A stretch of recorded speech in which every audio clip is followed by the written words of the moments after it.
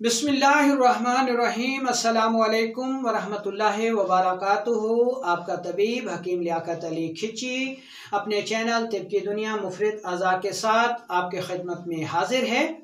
और आज का जो टॉपिक है वो है अल्सर, यानी इंसानी जिस्म में मुंह में, मैदा में या आंतों में अल्सर का पैदा हो जाना, ज़ख़म का हो जाना। ये हमारा आज का टॉपिक है। इसके ऊपर बहुत सारे सवालात आए हुए थे कि मेरी ज़बान पे ज़ख़म है, मेरे मुंह में ज़ख़म है, ग़िज़ा की नाली में ज़ख़म है, मैदे में ज़ख़म है, या आंतों में ज़ख़म है, या पेशाब की नाली में ज़ख़म है, तो मुझे इसका हल बताया जाए। बहुत सारे अतिबा के भी ये सवाल आए हुए थे, बहुत सारे साथियों के भी ये सवाल आए हुए थे कि 4-4, 5-5 साल से हम इस मर्ज़ में मुब्तला हैं। ओमेप्राज़ोल और सिमेटाडीन, फेमेटाडीन और मियोकिन जैसी अद्वियात इस्तेमाल करने के बावजूद भी जो है वो हमारा अल्सर जो है वो ठीक नहीं हो रहा। तो बराए मेहरबानी हमें इसके मुतालिक आगाही दी जाए। तो दोस्तों, अपने टॉपिक की तरफ बढ़ने से पहले आपसे गुजारिश है कि अगर आपने हमारा चैनल सब्सक्राइब नहीं किया तो जल्दी से इसे सब्सक्राइब कर लें और साथ लगे घंटी के बटन को भी दबा दें, ताकि तिब सेहत के मौजू पर हर नई आने वाली वीडियो आपको सबसे पहले मिल सके। तो दोस्तों, सबसे पहले तो हम अल्सर की तारीफ कर लेते हैं कि अल्सर है क्या। फिर देखेंगे कि ये पैदा कैसे होता है, इसकी इकसाम कितनी हैं, और फिर हम इसकी अलामात और फिर इसका आपको घरेलू सतह पर इलाज भी बताएंगे। दोस्तों, ज़ख़म जिस्म के बाहर हो या अंदर हो, वो ज़ख़म ही कहलाता है। हमारी जो आज की वीडियो का मकसद है वो अंदरूनी तौर पर जो ज़ख़म होते हैं उसके मुतालिक है। इसमें वो ज़ख़म नहीं आते जो बाहर से किसी हादसे की वजह से हो जाते हैं।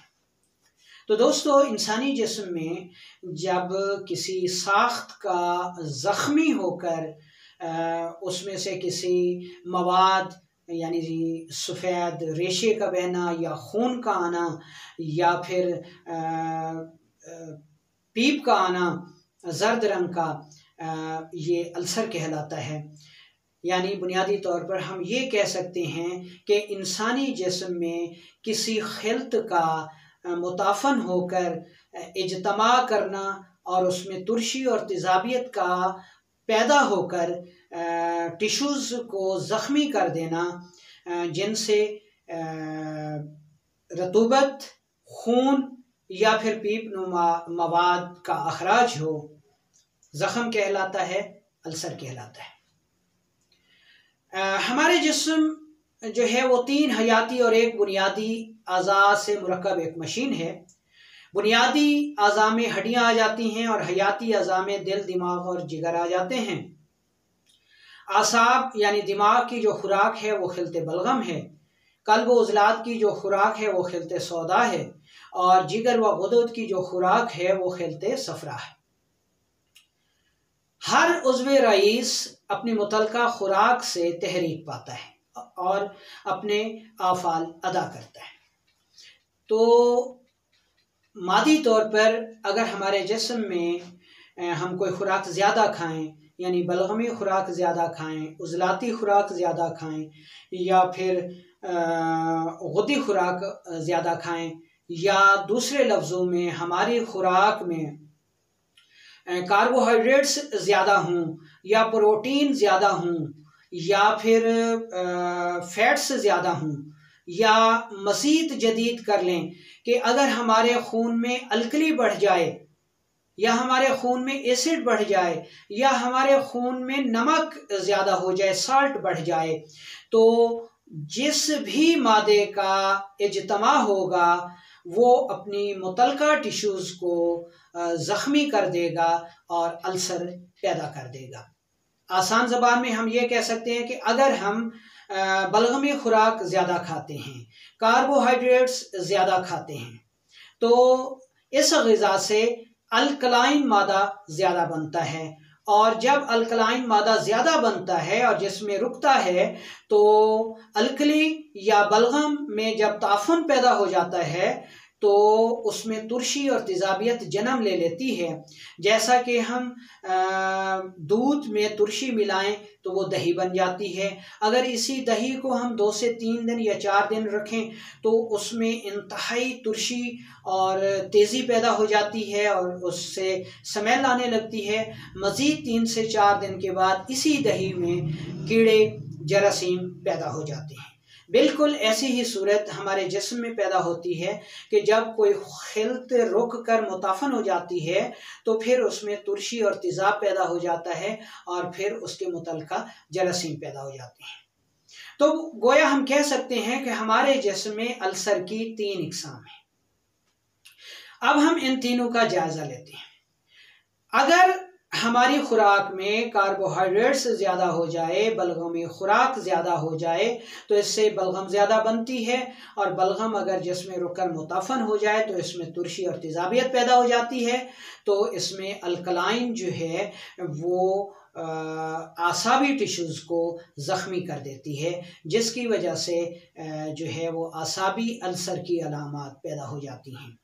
इस अल्सर में जो है वो आसाबी टिश्यूज़ मुतासर होती हैं और इसकी अलामात में ये है कि खाली पेट जो है वो शदीद दर्द होता है, वो चाहे मैदे में हो या आंतों में हो।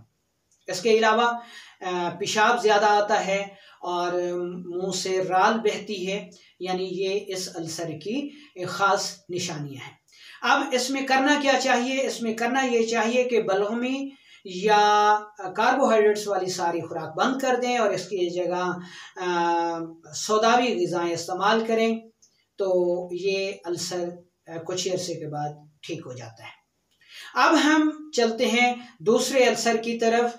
ये अल्सर कल्बो उज़लात में खिलते सौदा की ज़्यादती की वजह से रुक कर खिलते सौदा का तुर्श और तेज़ाबी सूरत इख्तियार करने के बाद उज़लाती टिश्यूज़ को ज़ख्मी कर देना, ये उज़लाती अल्सर कहलाता है। और इस अल्सर की ख़ास निशानी ये है कि जैसे ही ग़िज़ा मैदा में जाएगी दर्द शुरू हो जाएगा और जब तक ये ग़िज़ा मैदा में रहेगी इंतहाई शदीद दर्द होगा। और इस अल्सर में खालिस खून आया करता है।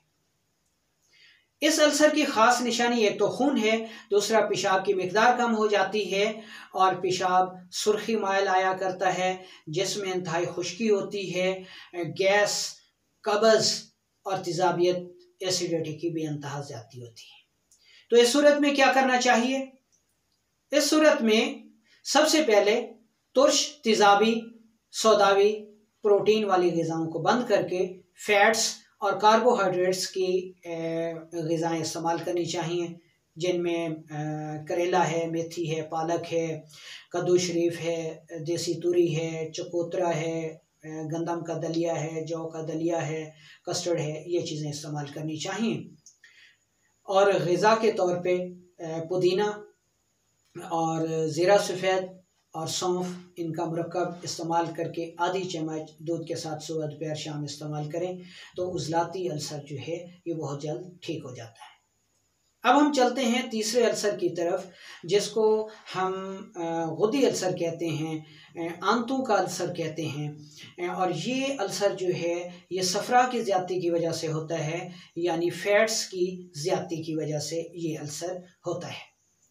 इस अल्सर की ख़ास निशानी के अगर हम अपनी खुराक में गरम अग़ज़िया, चरपरी चीज़ें ज़्यादा इस्तेमाल करें तो हमारे जिस्म में खिलते सफ़रा बढ़ जाती है और जब खिलते सफ़रा रुकता है तो उसमें तुरशी, तेज़ाबियत और ताफुन पैदा हो जाता है और ये एपिथेलियल टिश्यूज़ को जो है वो ज़ख्मी कर देता है। और इस अल्सर की ख़ास निशानी ये होती है कि जलन बहुत ज़्यादा होती है और इसकी दूसरी अहम अलामात में पेशाब कतरा कतरा आता है, जलन के साथ आता है। बड़ा पेशाब भी 2 से 3 मरतबा करने के बावजूद भी मरीज़ फ़राग़त महसूस नहीं करता। और ये अल्सर खाना खाने के 3 से 4 घंटे के बाद इसका दर्द जो है वो शुरू होता है। तो इस अल्सर के बचाव के लिए क्या करना चाहिए? सबसे पहले तो फैट्स वाली सफरावी और गर्म ग़िज़ाएँ बंद कर दें और उसकी जगह जो ग़िज़ाएँ आपने इस्तेमाल करनी है उनमें कद्दू शरीफ है, देसी तूरी है, चकोतरा है, भिंडी तूरी है, अरवी है, गाजर है, मूली है, बूंगरे हैं, गंदम का दलिया, जौ का दलिया, खरबूजा, तरबूज, खीरा, ये चीज़ें ज़्यादा अहम हैं। दवा के तौर पे आप हल्दी, मुलट्ठी और सौंफ तीनों हम वज़न लेकर बारीक पाउडर कर लें और आधी चम्मच चाय वाली दूध के साथ जिसमें 1 चम्मच शहद मिलाया गया हो इस्तेमाल करें। इस अल्सर में सबसे बेहतरीन चीज़ जो फ़ायदा फराहम करती है वो है 1 कप पानी में नीम गर्म पानी में 1 चम्मच शहद मिलाएं और उसको खाना खाने के आधा घंटा पहले पी लें। इसके अलावा इसबगुल का छिलका, बिलंगो, ये चीज़ें जो हैं वो बहुत मुफीद साबित होती हैं। सागूदाना की खीर जो है वो भी ऐसे अल्सर के लिए बेहद मुफीद है। जौ का दलिया इस अल्सर की ख़ास दवा है। तो ये दवाएं और ग़िज़ाएँ इस्तेमाल करने से आप ऐसे अल्सर से जो है वो महफूज रह सकते हैं। एक बात याद रखें कि इस अल्सर में ग़िज़ा का किरदार बेहद अहम है, क्योंकि दवा तो बहुत छोटी सी गोली पे मुश्तमिल होती है जबकि खुराक 1 से 1.5 किलो होती है। दूसरी एक अहम बात आप ये समझ लें कि इंसानी जिस्म में जब ज़ख़म हो जाता है तो फिर वहाँ उस ज़ख़म पे चाहे अल्कली गुजरेगी, एसिड गुजरेगा या नमक गुजरेगा तो शदीद दर्द होगा। ठीक है, यानी अगर पेशाब की नाली में ज़ख़म हो जाता है तो पेशाब में अल्कलाइन मादे भी होते हैं, तेज़ाब भी होता है यानी यूरिया होता है और सफरावी मादे भी होते हैं।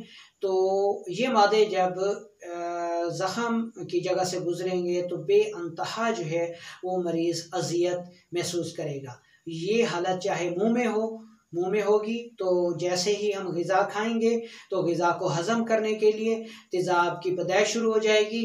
और सिर्फ तसव्वुर ही करें कि तेज़ाब अगर ज़ख़म पे लगे तो क्या हालत होगी। यहाँ तक कि तेज़ाब तो दुरुस्त साख्तों को भी ज़ख्मी कर देता है और जब मुंह में ज़ख़म हो, मैदे में ज़ख़म हो, आंतों में ज़ख़म हो तो जब हम खुराक खाएंगे तो उस खुराक को हज़म करने के लिए साफ ज़ाहिर है कि तेज़ाब बनता है और जब तेज़ाब बनेगा तो वो इन साख्तों को जो कि ज़ख्मी है लाजमी लगेगा। तो क्या हालत होगी, मरीज़ किस तरह मछली की तरह तड़पेगा। तो इसका अंदाज़ा सिर्फ वही शख्स लगा सकता है जो इस अज़ियत में मुब्तला हो। उम्मीद है कि आपको ये वीडियो पसंद आई होगी। अगर इस पे कोई आपका सवाल हो तो आप पूछ सकते हैं।